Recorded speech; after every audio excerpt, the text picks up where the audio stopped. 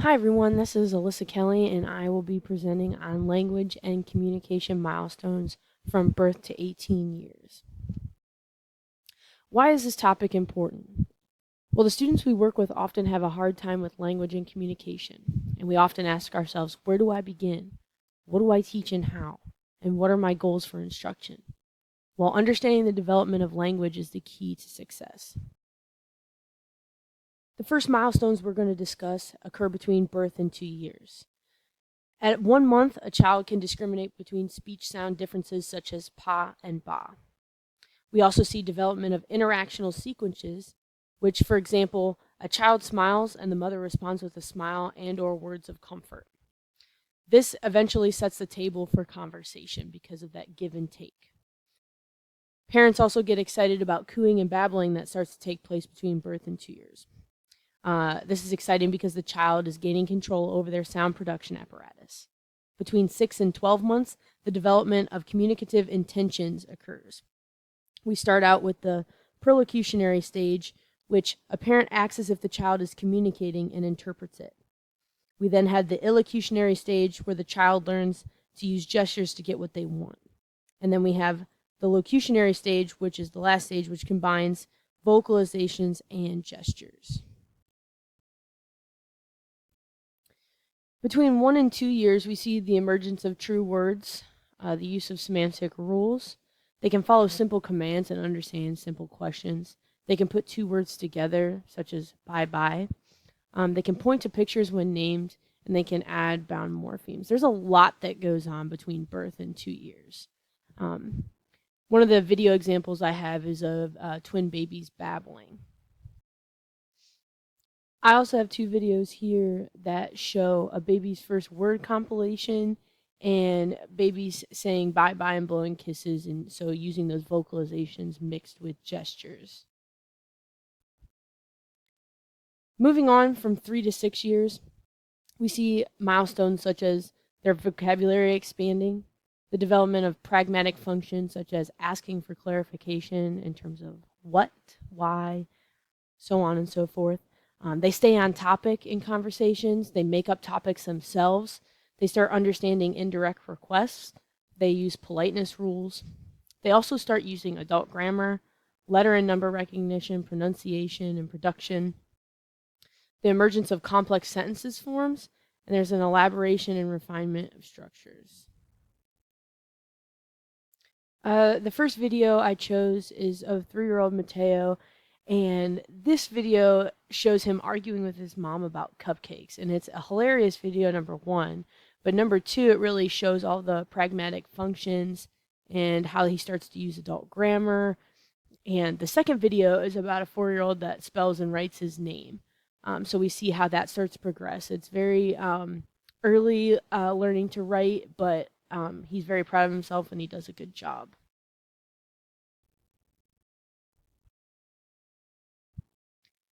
Between 7 and 12 years, the milestones are as follows. They're able to read and write.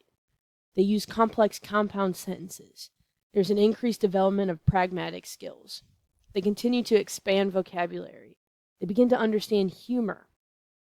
And they begin to understand and use figurative language. The video I chose is of an 8-year-old comedian named Ned. He was on Britain's Got Talent. It really shows how they start to understand humor. He has a very extended vocabulary. He obviously can read and write, and he's using those complex compound sentences. And he definitely has those pragmatic skills, and they're all shown in that video.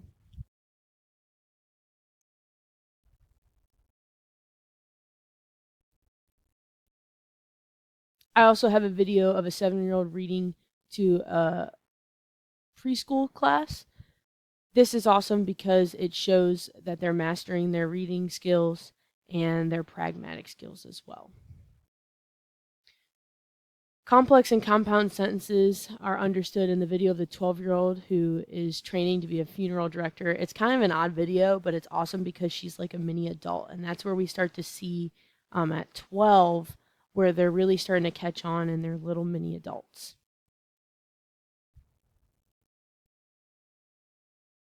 From 13 to 18 years, this is more about literacy. We see high level of comprehension and vocabulary. They start refining their grammatical skills.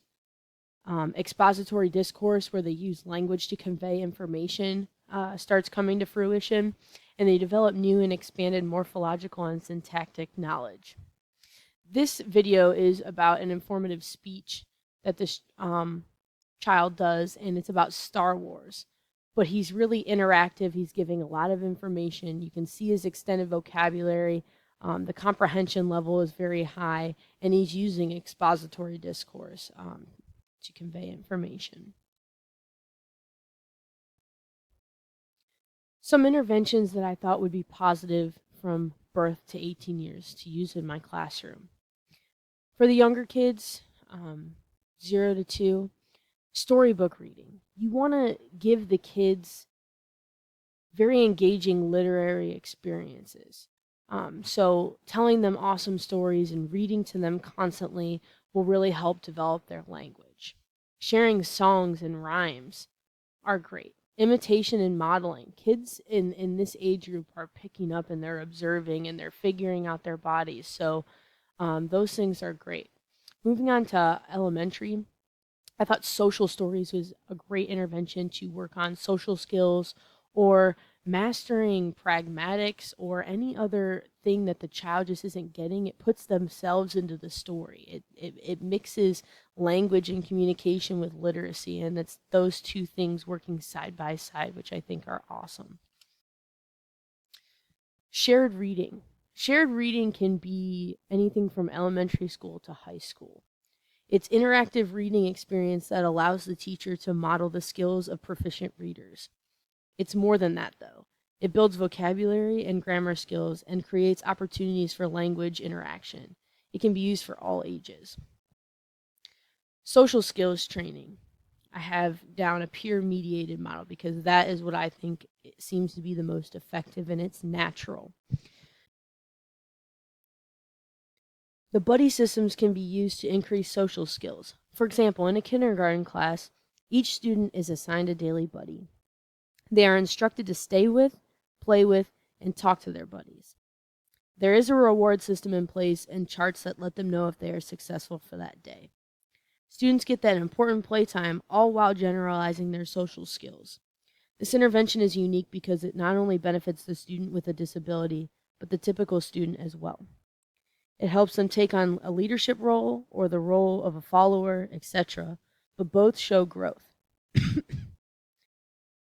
Excuse me. You can modify this by coaching a peer how to work with your student as well. However, I prefer the natural peer mediation where you just let them play and the communication comes more naturally. You can also use PECS, which is the Picture Exchange Communication System. This teaches a single word request by exchanging a picture for an object, and then it moves to building a sentence structure. And it works with pre-K and up. I also thought chunking is a great way to help kids of all ages that actually can speak words. But it works on expressive language output. The child learns language in larger lexical chunks that are committed to memory.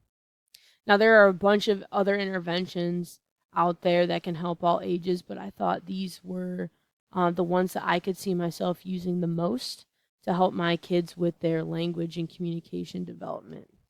However, I am very new at this and learning new interventions every single day. I look forward to the opportunity to get to see everyone else's presentation and the interventions that they researched. That is all. That is the end of my presentation, and I hope you enjoyed it. Thanks.